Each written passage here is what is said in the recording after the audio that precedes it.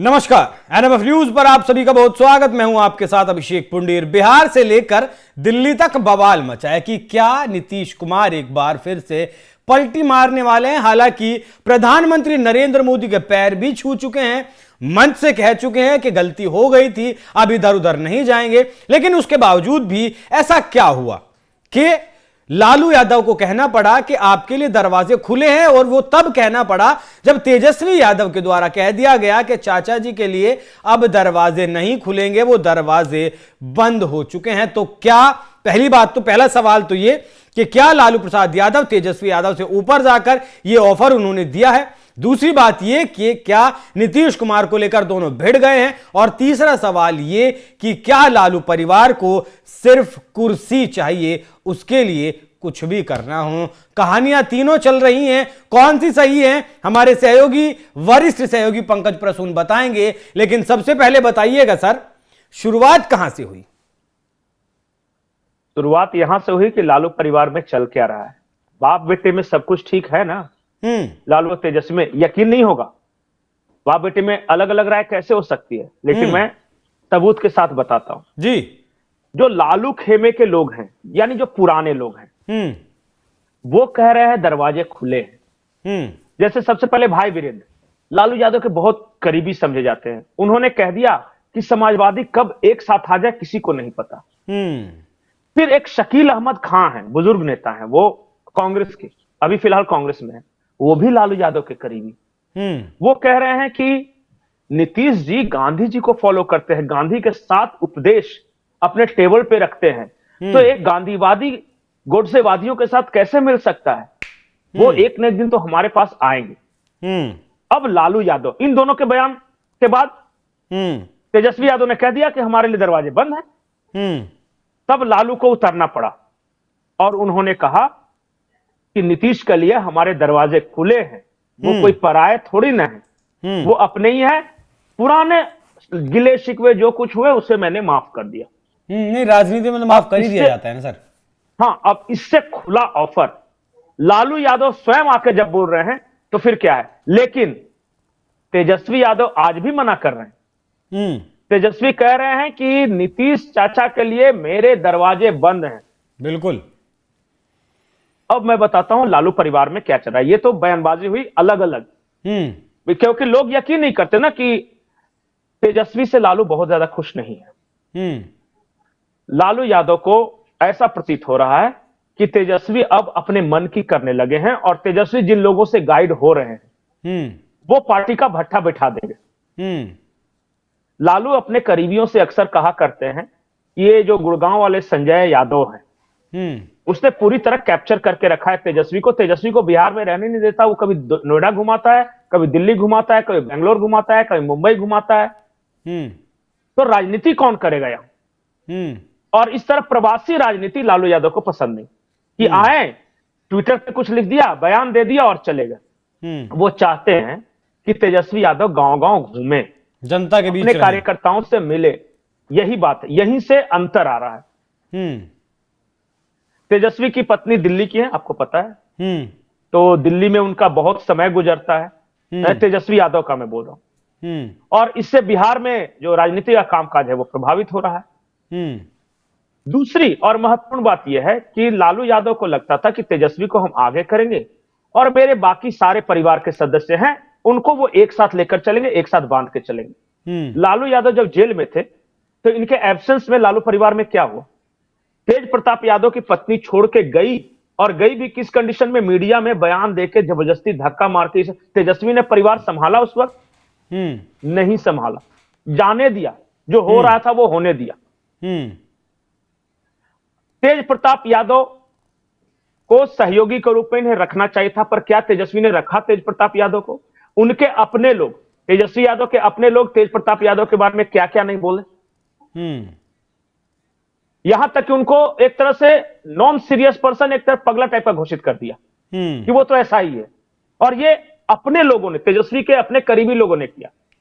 तीसरी बात कि बेटी मीसा भारती हो गई, रोहिणी हो गई, ये सब जब राजनीति में आई तो लालू यादव को उम्मीद थी कि अच्छा तेजस्वी यादव को मेहनत करना चाहिए था कि नहीं छपरा में जाकर। तेजस्वी यादव, अगर रोहिणी लड़ रहे थे चुनाव, तो तेजस्वी यादव को मेहनत करना चाहिए था छपरा में जाकर जी कि मेरी बहन जीते। लालू यादव वहां कैंप किए हुए थे, तेज प्रताप कर रहे थे, तेजस्वी ने समय क्यों नहीं दिया उतना? कभी सोचा इस बात को? यानी कि यहां कहानी यह है कि तेजस्वी को जैसे ही आरजेडी की कमान अपने हाथ में मिली, वो स्वयं अपनी पत्नी और अपने बच्चे के लिए सोचने लगे। अब तो कहा यह जाता है कि एक नौबत यहां तक पहुंच गया था कि तेजस्वी और उनकी पत्नी ने अलग रहने का भी फैसला कर लिया था कि लालू परिवार के साथ एक साथ नहीं रहेंगे। अच्छा। और अब पॉलिटिकली देखिए, पॉलिटिकली अब अलग अलग कॉन्ट्राडिक्टरी बयान बाप बेटे में आ रहे हैं कि नहीं आ रहे हैं? आप बताइए जी। क्या लालू यादव ने नहीं कहा कि मेरे दरवाजे खुले हुए हैं? और एक दिन पहले ही तेजस्वी जबकि कह चुके हैं कि मेरे दरवाजे बंद हैं, तब लालू यादव को यह कहने की क्या जरूरत पड़ी? कम्युनिकेशन गैप है क्या? चलिए मान लेते हैं आपकी बात को, तो क्या लालू यादव ये समझ चुके हैं कि लालू परिवार को अगर सत्ता में आना है तो नीतीश कुमार को लाना पड़ेगा, तेजस्वी यादव इस काबिल नहीं है कि वो अपने दम पर सत्ता में आ सके? नहीं, तेजस्वी यादव इस काबिल नहीं है कि नीतीश को ला सके, उसके लिए लालू की जरूरत पड़ती है। अच्छा, अकेले सत्ता में नहीं आ सकते? अकेले देखिए कैसे आएंगे तेजस्वी यादव? लालू की पूरी राजनीति समझिए। लालू पीक पे कब थे? अपने सबसे हाइट पे 90s में। 90s में जब पहली बार सरकार बनाई तो पहली बार भारतीय जनता पार्टी के सहयोग से बनाई, और उसके बाद जब भी बनाई सरकार तो किसी न किसी के सहयोग से बनी, जैसे कांग्रेस समर्थन करता रहा। आज तक लालू जब अपने पीक पे थे तब भी इनकी पार्टी को पूर्ण बहुमत नहीं मिल सका था। नहीं मिल सका था, पक्का है। अब तो लालू का बहुत सारा जनाधार छिटक गया। समता पार्टी अलग हुआ, नीतीश कुमार अलग हुए, जॉर्ज फर्नांडिस अलग हुए, एक वो हुआ, फिर रामविलास पासवान अलग हुए, फिर दलितों की उन्होंने पार्टी अलग बनाई। अब तो पिछड़े, अति पिछड़े भी लालू परिवार से अलग है। अब लालू के पास कौन सा जनाधार बचा है? सिर्फ मुस्लिम और यादव। मुस्लिम और यादव मिला के बाकी 30-33% होते हैं, लेकिन 30-33% के अलावा बाकी सारे एनडीए की तरफ है। दलितों के सारे नेता एनडीए की तरफ है, कोयरी कुर्मी के सारे नेता एनडीए की तरफ है, सवर्ण सारे एनडीए की तरफ है। अब बताइए 33 बनाम 70 की लड़ाई है वहां, कैसे पार पाएंगे? तो कभी मुकेश साहनी को बुलाते हैं कि आ जाओ। कांग्रेस जो है, कांग्रेस भी तो एक तरह से मुस्लिम वोट के ही ये है ना, मुस्लिम वोट। किसी जमाने में कांग्रेस के पास जो सवर्ण मतदाता हुआ करते थे, पर आज कांग्रेस के पास से सवर्ण मतदाता छिटक चुके हैं।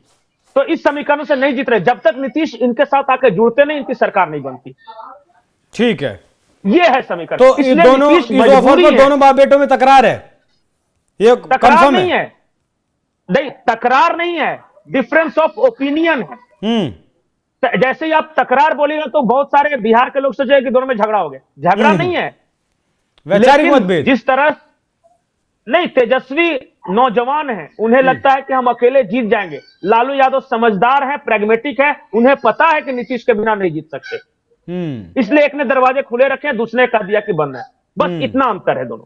हाँ, दरवाजे तो अमित शाह की तरफ से भी बंद किए गए थे नीतीश कुमार के लिए, लेकिन फिर वो दरवाजे खुले और वो गए। तो आखिरी सवाल, क्या आपको लगता है कि नीतीश कुमार फिर से पलटी मार सकते हैं? नीतीश कुमार को जरूरत क्या है? वो क्यों मारेंगे? वही बड़ा सवाल। और इससे उन्हें फायदा क्या होगा? एक साधारण सी राजनीतिक समझ रखने वाला आदमी बता सकता है कि आरजेडी उनको क्या ऑफर कर सकता है। ज्यादा से ज्यादा सीएम पद यही कर सकता है ना। सीएम तो वैसे भी है नहीं, आने वाले चुनाव के बाद रहें सीएम ना रहें उसका तो गारंटी नहीं है ना। बीजेपी की तरफ से बयानबाजी लगातार हो रही है। अच्छा, और इसकी क्या गारंटी है कि उनको बहुमत आ जाएगा तो नीतीश को बनाएंगे ही? गारंटी चुनाव के बाद क्या होता है? तेजस्वी कहीं खुद बैठ गए तो बाद में क्या कर लेंगे? तो गारंटी तो न बीजेपी है न तेजस्वी दे सकते हैं, लेकिन इधर नीतीश कुमार के पास पाने के लिए बहुत ज्यादा है, और वहां जाके अगर गलती से हार गए तो उसके बाद क्या? ठीक है, तो मतलब से भी हार गए तो नीतीश कुमार जहां है वहां रहेंगे। हाँ, निश्चित तौर पे रहेंगे, चुनाव तक रहेंगे, और एनडीए नीतीश के चेहरे पर ही चुनाव लड़ने वाली है। इस बात को आप लिख कर रख लीजिए। सर, आपने फिर गड़बड़ कर दी बीच में कि चुनाव तक रहेंगे, चुनाव के बाद फिर क्या होगा? नहीं, चुनाव तक मतलब इन्हीं के चेहरे पे चुनाव लड़ा जाएगा। और चुनाव के बाद क्या होगा मैं कैसे भविष्यवक्ता बना सकता था? वो तो नीतीश कुमार जानते होंगे, बीजेपी जानती होगी, अमित शाह जानते होंगे। और जीतेंगे हारेंगे, कैसा कॉम्बिनेशन बनेगा, किसको कितनी सीटें आएगी, बहुत सारी चीजों पर निर्भर करता है। तो इसकी भविष्यवाणी में अभी कैसे कर दूं, लेकिन नीतीश के चेहरे पर एनडीए चुनाव लड़ने वाली है, ये साफ।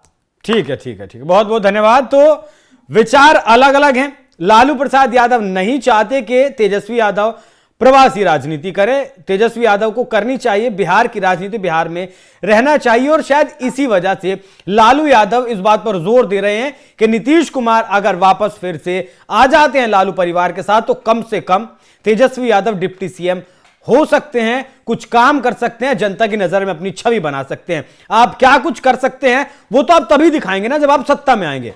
विपक्ष में रहकर आप कुछ भी कर सकते हो, आपके अंदर कितना भी पोटेंशियल हो, उसका महत्व नहीं है। महत्व उसका तभी है जब आप सत्ता में होंगे। और शायद लालू प्रसाद यादव इस बात को भली भांति जानते हैं और इसीलिए सारी जोर आजमाइश की जा रही है। अब देखना होगा कि आग बबूला तेजस्वी यादव हैं या फिर लालू यादव हैं, और इस ऑफर पर आने या ना आने के, यह जो ऑफर है इस पर आगे क्या कुछ निकलकर सामने आता है। बाकी पंकज जी बहुत बहुत धन्यवाद। चर्चा कैसी लगी दर्शकों आपको जरूर बताइएगा कमेंट करके। नमस्कार।